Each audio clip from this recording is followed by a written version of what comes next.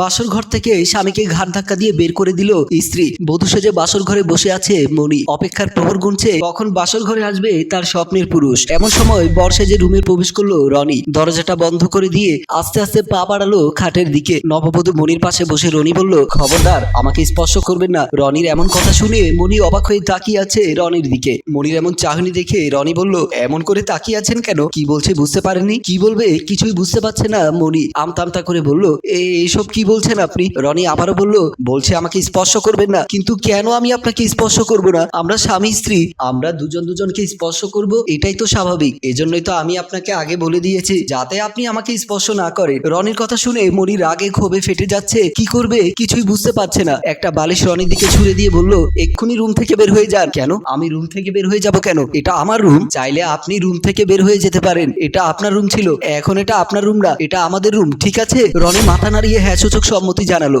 মনি বলল, ঠিক আছে, রুম থেকে বেরিয়ে যেতে হবে না। এই বালিশটা নিয়ে সোজা গিয়ে ফ্লোরে ঘুমিয়ে পড়ুন। রনি আর কোনো কথা না বলে মনির দেয়া বালিশটা নিয়ে সোজা গিয়ে ফ্লোরে শুয়ে পড়লো। আর মনি খাটের উপরে বসে মনে মনে ভাবতে লাগলো, কি ভাবলাম আর কি হলো? আমার জীবনের স্বপ্নটাই মাটি করে দিল। সকালে মনির ডাকে রনির ঘুম ভাঙলো। রনি চোখ খুলে দেখতে পেল মনি বাহিরে যাওয়ার জন্য রেডি হয়ে রনিকে ডাকছে। রনি ঘুম ঘুম চোখে বলল, কি হলো, ডাকছো কেন? আমি কলেজে যাব, টাকা দেন। রনি অবাক হয়ে ফ্লোরের উপরে উঠে বসে বলল, আপনি কলেজে যাবেন মানে? গতকাল আমাদের বিয়ে হয়েছে আর আজ আপনি কলেজে যাবেন?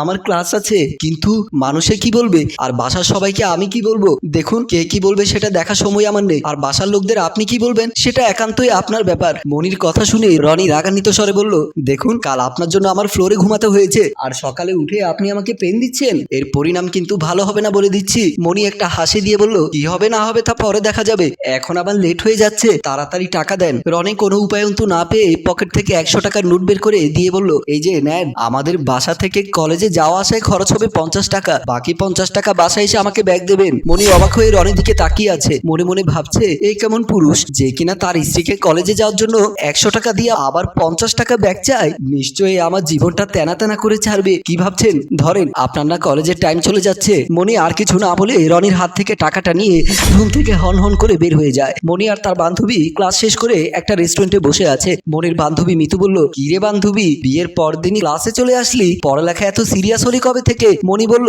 কি করব বল, পড়ালেখা ছাড়া আর কি কোনো উপায় আছে? ভেবেছিলাম বিয়ের পরে জীবনটা সেটেল হয়ে যাবে, কিন্তু এখন দেখি আমার বিয়ের আগে যা, বিয়ের পরেও তা। মিতু বলল, মানে? তোর কথার আগাগোড়া আমি কিছুই বুঝতে পারছি না। মানে আমি তোকে বুঝিয়ে বলছি, শোন, বাসর ঘর নিয়ে সব মেয়েদের জীবনে একটা স্বপ্ন থাকে। বাসর ঘরে বর আসবে, ঘোমটা খুলবে, কপালে চুমু খাবে, তারপর সারা রাত গল্প করে কাটিয়ে দেবে। কিন্তু আমার বেলায় ঘটলো অন্য ঘটনা। বর আসলো, আমার পাশে বসলো, তারপর সে কি বললো শুনবি? কি বললো? আমার বর বলল, খবরদার আমাকে স্পর্শ করবেন না। কথাটা শুনে মিতু হা হা করে হেসে উঠলো। মনি রাগান্বিত স্বরে বলল, চুপ কর, পাশে মানুষ আছে। মিতু বলল, তার মানে তোর বর তোকে এখনো কুমারী রেখেছে?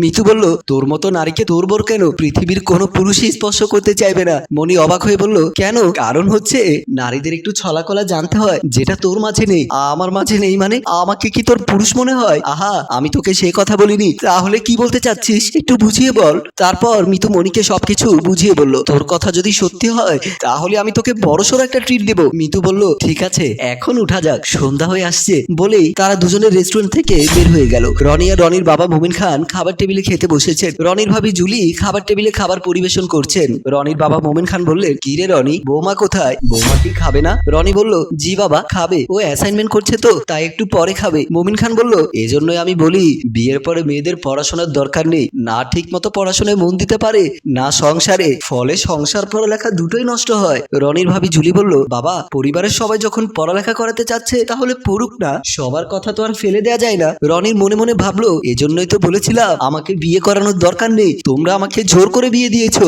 তোমাদের জন্য এখন আমি রাতে ঘুমাতে পারি না, আমাকে ফ্লোরিং করে ঘুমাতে হচ্ছে। আর এদিকে উনি কলেজ ইউনিভার্সিটি নিয়ে ব্যস্ত। এবার বুঝবে ভাবি, বাসার সব কাজ যখন তোমাকে একা একা করতে হবে, বুঝবে কাজের বুয়াকেও তো বিদায় করে দিয়েছো, এবার ঠেলা সামলাও। হঠাৎ মুমিন খানের চোখ পড়লো রনির দিকে। কিরে, কি ভাবছিস? রনি আমতা আমতা করে বলল, না বাবা, কিছু না। কতদিন বলবো খেতে বসে কোনো চিন্তা ভাবনা করিস না। এমন সময় জুলি বলল, বাবা, আপনাকে কি একটু ভাত দেবো? না মা, আমার খাওয়া শেষ, তোমরা তাড়াতাড়ি খাওয়া দাওয়া শেষ করে ঘুমিয়ে যেও, টিভি দেখতে গিয়ে আবার রাতের ঘুম নষ্ট করো না। বলেই মুমিন খান খাবার টেবিল থেকে উঠে চলে গেলেন। মনি তার বান্ধবীর মিতুর কথা মতো সাজগোজ করে বেডরুমে প্রবেশ করলো। রুমে ঢুকে খাটের উপরে চোখ পড়তে মনি দেখতে পেল রনি নাটক দেখে ঘুমাচ্ছে। যে মানুষটা মাত্র 5 মিনিট মিনিট আগে বেডরুমে প্রবেশ করেছে, এই মানুষটা এমন গভীর ঘুমে কি করে আচ্ছন্ন হলো? মণি একবার নিজের শরীরের দিকে তাকালো। নীল শাড়িতে মণিকে সত্যি অনেক সুন্দরী লাগছে। এক দৃষ্টিতে যে কোনো পুরুষ মণির প্রেমে পড়তে বাধ্য হবে। মণি আস্তে আস্তে রনির দিকে এগিয়ে গেল। খাটের এক পাশে বসে রনির মুখের দিকে চেয়ে মণি ভাবতে লাগলো, এমন আনরোমান্টিক খাট্টাস পুরুষ আমি আমার জীবনে দেখিনি। মন চাচ্ছে এক্ষুনি গলা টেপে মেরে ফেলি।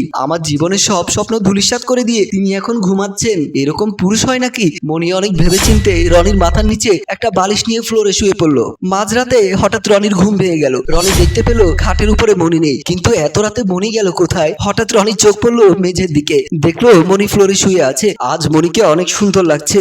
ঘুমন্ত অবস্থায় যে কোনো মানুষকেই সুন্দর লাগে, কিন্তু মণিকে মনে হয় একটু বেশি সুন্দর লাগছে। রনি আস্তে আস্তে খাট থেকে নেমে মণির কাছে গেল। কাছে বসে মণিকে ডাকতে লাগলো, এই যে শুনছেন, উঠুন। রনির ডাকে মণির ঘুম ভাঙলো। মণি চোখ খুলে দেখলো রনি তার পাশে বসে আছে। মণি তাড়াহুড়ো করে উঠে বসে বলল, কি হলো, এত রাত্রে আপনি আমাকে ডাকছেন কেন? রনি আমতা আমতা করে বলল, আপনি এখানে শুয়েছেন কেন? তাহলে কোথায় শুবো? খাটেই তো শুতে পারতেন। খাটে তো আপনি ঘুমিয়েছেন, তাই আমি ফ্লোরে শুয়েছি। রনি বলল, দেখুন আপনি আর আমি স্বামী স্ত্রী, আমরা একসাথে ঘুমাতেই পারি। মণি মনে মনে ভাবলো, তার মানে মিতুর টিপস কাজ করতে শুরু করেছে। অসংখ্য ধন্যবাদ প্রিয় বান্ধবী, কিন্তু মিস্টার রনি আপনি আমার সাথে যা করেছেন তার প্রতিশোধ না নেওয়া পর্যন্ত আমি আপনাকে ক্ষমা করব না। এত সহজে তো আমি আপনার কাছে ধরা দেব না। রনি বলল, কি ভাবছেন? উঠুন, বিছানায় গিয়ে শুয়ে পড়ুন। মণি বলল, আমি বিছানায় ঘুমালে আপনি কোথায় ঘুমাবেন? আমিও বিছানায় ঘুমাবো। মণি একটু রাগান্বিত স্বরে বলল, আপনার তো মতলব ভালো না, আপনি আমার সাথে এক বিছানায় ঘুমাবেন, কিন্তু আমি তো আপনার সাথে এক বিছানায় ঘুমাতে পারি না। তার চেয়ে বরং আপনি ফ্লোরে ঘুমান, আমি বিছানায় ঘুমাই। বলেই মণি উঠে খাটের উপরে শুয়ে পড়লো। আর রনি ফ্লোরের উপরে বসে ভাবতে লাগলো,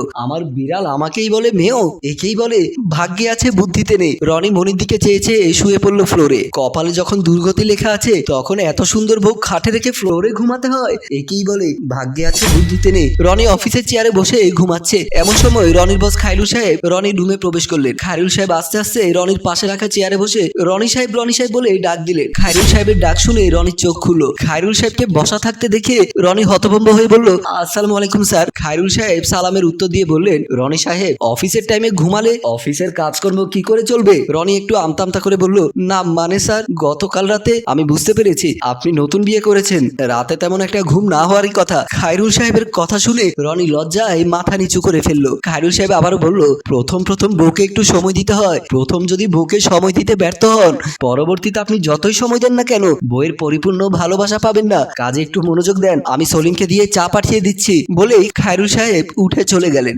রনি বসে বসে খায়রুল স্যারের কথাগুলো ভাবতে লাগলেন। রনি বাসায় এসে কলিং বেল টিপতে দরজা খুলে দিল রনির ভাবি জুলি। রনির হাতে একটা শপিং ব্যাগ। রুমে ঢুকতেই রনির ভাবি জুলি বলল, ব্যাগে কি রনি? রনি বলল, ভাবি তেমন কিছু না, মনির জন্য একটা 3 পিস এনেছি। জুলি একটা হাসি দিয়ে বলল, দুদিন যেতে না যেতে বইয়ের জন্য কেনাকাটা শুরু করে দিয়েছো? তখন তো বিয়ে করতে চাওনি, বলতে গেলে এক প্রকার জোর করে বিয়ে দিয়েছি। রনি বলল, ভাবি বাদ দাও তো এসব কথা, মনি কোথায়? দেখো আছে হয়তো বেডরুমে। ঠিক আছে বলে রনি তাড়াহুড়ো করে চলে গেল। রনি বেডরুমে ঢুকে দেখতে পেল রুমে মনি নেই, বাথরুমের দরজা খোলা। তাহলে মনি গেল কোথায়? রুমের চারপাশ ভালো করে দেখে বেলকুনির দিকে গেল রনি। বেলকুনিতে গিয়ে রনি দেখতে পেল মনি দাঁড়িয়ে আছে। পেছন থেকে মনির কাঁধে রনি হাত রাখলে মনি চমকে উঠে। পেছনে ঘুরে দেখে রনি দাঁড়িয়ে আছে। মনি বুকে থুতু দিয়ে বলল, ও আপনি? আমি তো ভয় পেয়ে গিয়েছিলাম। রনি শপিং ব্যাগটা মনির দিকে বাড়িয়ে দিয়ে বলল, দিস ইজ ফর ইউ। মনি হাসি মুখে ব্যাগটা নিল। তারপর রনি বলল, আমি কি তোমার হাতটা ধরতে পারি? মনি লজ্জাজড়িত কণ্ঠে বলল, হাত ধরবেন কেন? তুমি আমার বিবাহিতা স্ত্রী, তোমার হাত ধরার অধিকার আমার আছে। মনি বলল, এই কথাটা কি আগে মনে ছিল না? রনি মনির থুতনি ধরে বলল, সরি টু সে। মনি রনির দু চোখে চোখ রেখে বলল, কখনো আমাকে দূরে সরিয়ে দেবেন না তো? রনি মনির দুটি হাত ধরে বলল, খুব শক্ত করে আগলে রাখবো তোমাকে সারা জীবনের জন্য। এভাবেই রনি আর মনির ভালোবাসার গল্প চলতে থাকে বিরামহীন অনন্ত জীবনের পথে। সম্মানিত দর্শক, আমাদের গল্পটি যদি আপনাদের ভালো লেগে থাকে তাহলে লাইক, কমেন্ট এবং শেয়ার করে আমাদের পাশেই থাকবেন। ধন্যবাদ।